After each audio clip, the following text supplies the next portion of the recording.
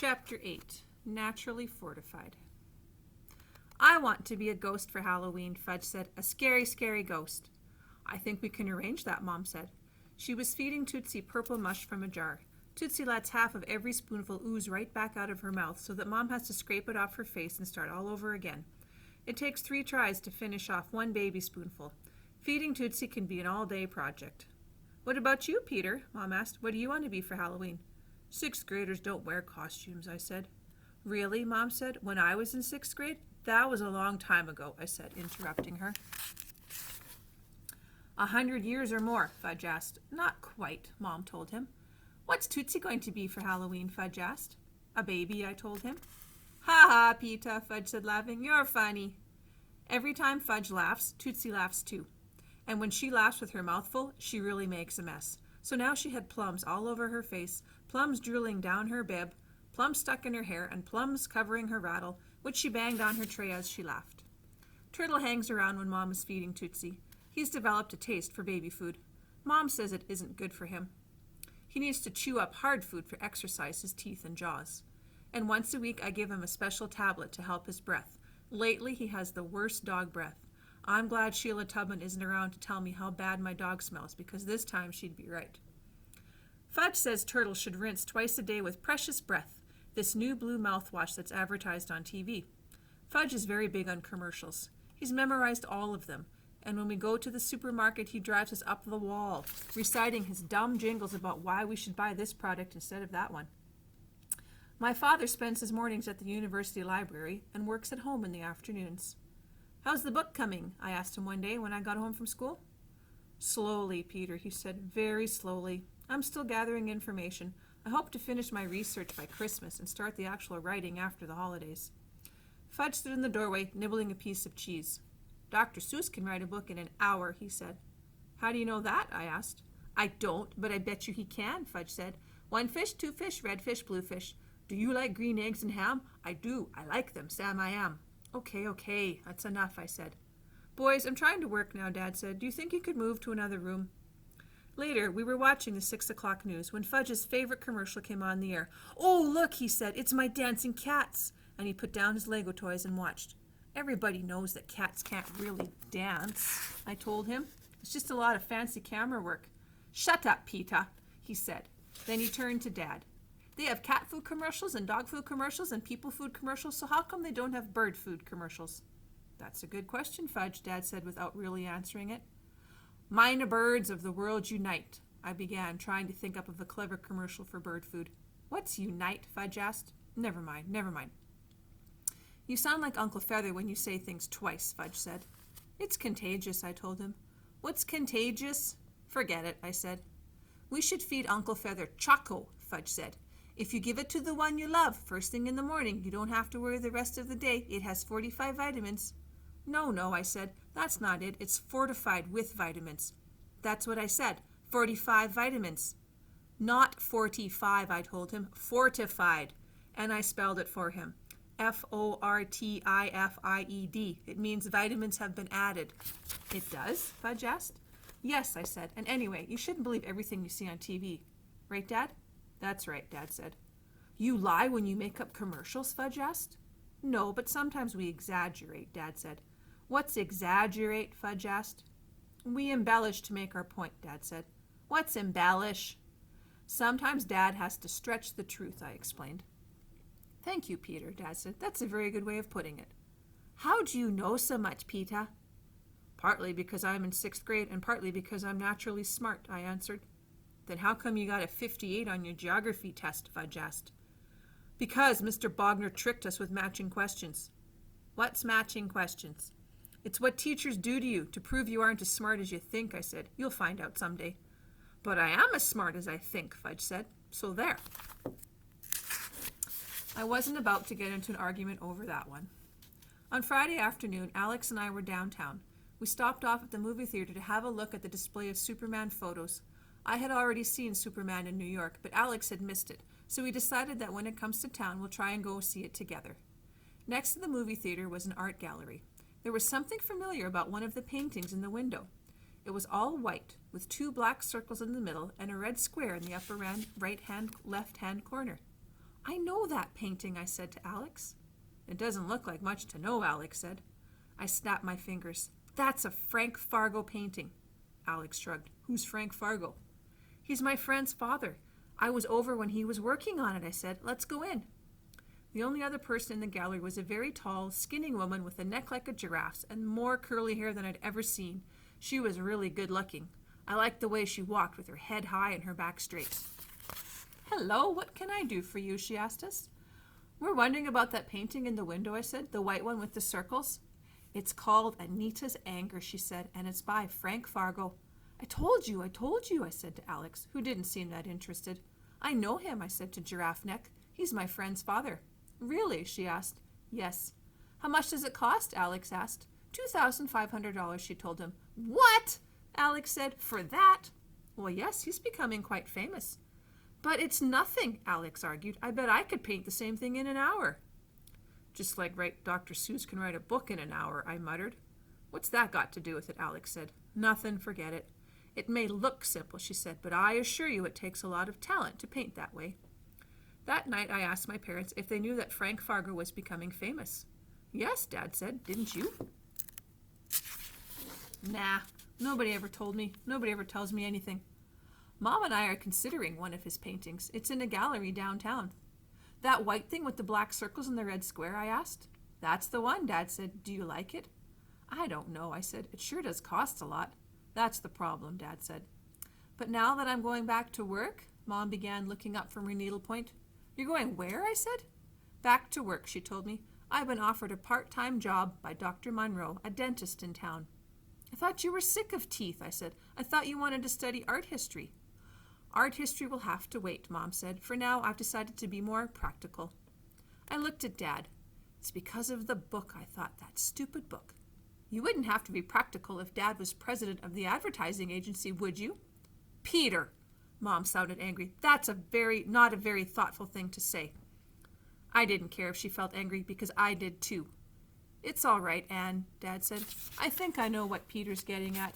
He'd like me to be the president of the agency. Right, Peter? Well, sure. Who wouldn't want his father to be the president? But I don't want to be president of the agency, Dad said. And you've got to try to understand that. I do want to write my book, though. And sometimes you've got to do what's really important to you, even if it's not practical. And I never said I was sick of teeth, Mom told me. I said I wanted to think about a change in careers. So I'm thinking. It will be nice to have a job again. And if Daddy weren't at home writing his book, I wouldn't be able to leave Tootsie. So it's all working out, you see?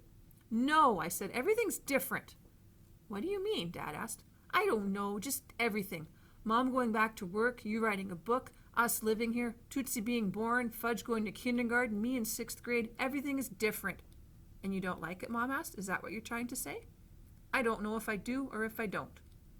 Changes take some getting used to, Dad said, but in the long run, they're healthy.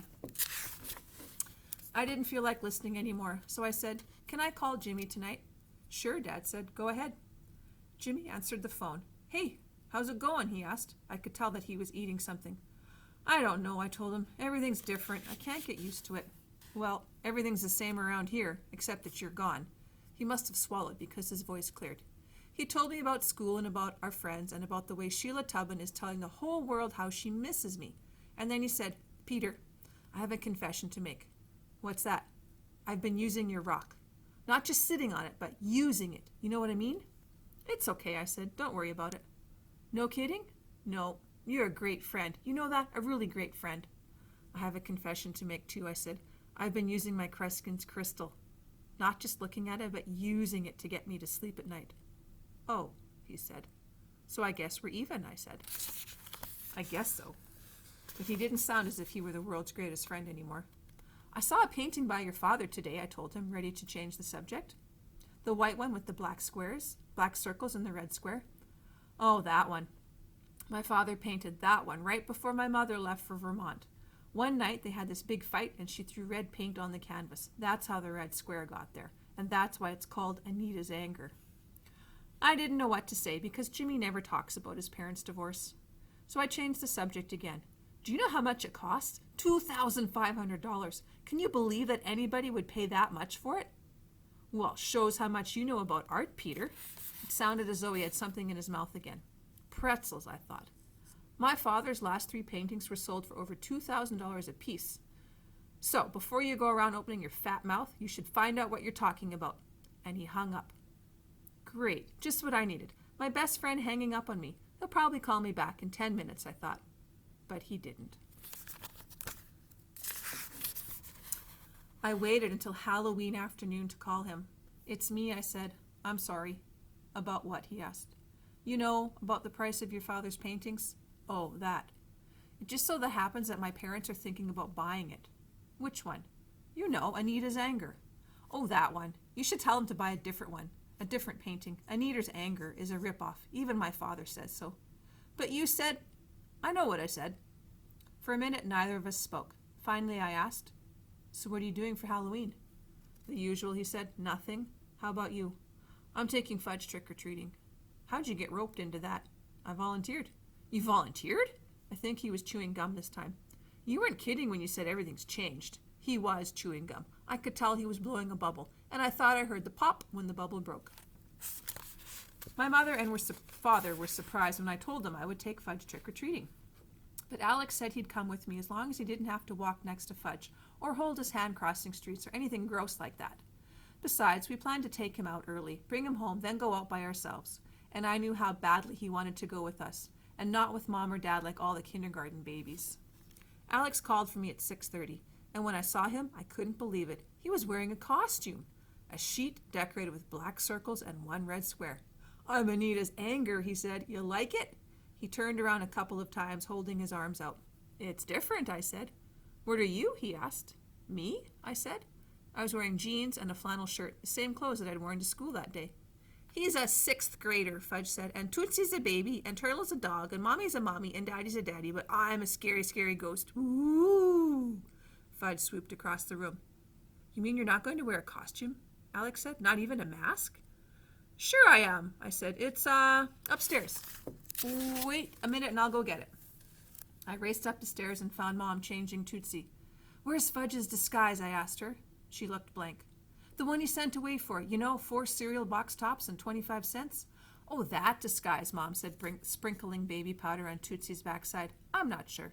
But Mom, I need it right away, so please try to remember. I thought you said you weren't dressing up this year. I changed my mind and Alex is downstairs waiting. Let's see, Mom said, fastening Tootsie's clean diaper. It could be in with Fudgy's toys. He's always liked that disguise. Look in his closet in the red toy box. I ran down the hall to Fudge's room and threw open his closet door. The red toy box, the red toy box. Let's see, here it is. I dragged it out and rummaged through it, and there at the very bottom, in a Pepperidge Farm cookie box, were the black eyeglass rims attached to the rubber nose, and a stick-on beard and a mustache. I also found an old hat that once belonged to Grandfather Hatcher. I smoothed it out and put it on, along with Fudge's disguise. I checked myself in the bathroom mirror, then ran downstairs. That's mine, Fudge hollered when he saw me. I'm just borrowing it for a few hours. No, no, no. No, I said. Okay, then you don't get to go trick-or-treating with me and Alex. You can go with Daddy like all the other kindergarten babies. Goodbye. I flung off the glasses and the rubber nose, tossed them aside, and acted like I was really going to leave without him. No, he cried. Come back, Peta. Not unless I get to wear the disguise. Okay, you can wear it, but it's still mine, right? Yeah, sure, it's still yours. I looked over to Alex, who was shaking his head. Alex still can't figure out my family. We grabbed our UNICEF boxes and our pillowcases to hold our loot, and we left. We worked our way up one side of the street, then down the other. When we got to Mrs. Muldor's house, Alex said, maybe she'll give us some extra worms for a treat. Worms, Fudge said. Yeah, Alex told him. She's very big on worms. So is Uncle Feather, Fudge said.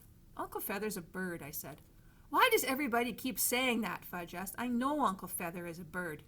He was quiet for a minute, then he said, what does she do with her worms? You know, she eats them, Alex said.